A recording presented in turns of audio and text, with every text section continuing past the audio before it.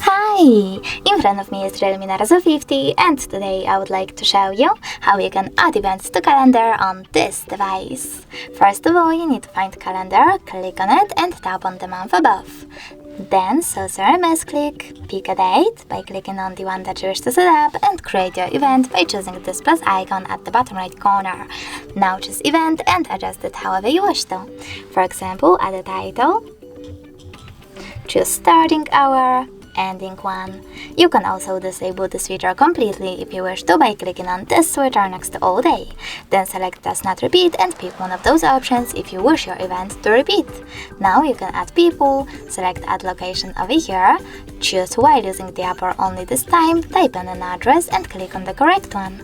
Now you can also set up notifications minutes, hours or weeks before your event, take notes and even add attachments. When you're ready, just save at the top right corner. As you can see, my event was successfully created.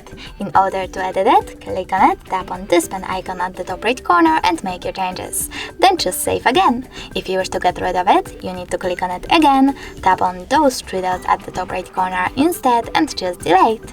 Lastly, confirm your choice in this pop-up. Thanks so much for watching. If you enjoyed this video, leave a like, comment and subscribe. Bye!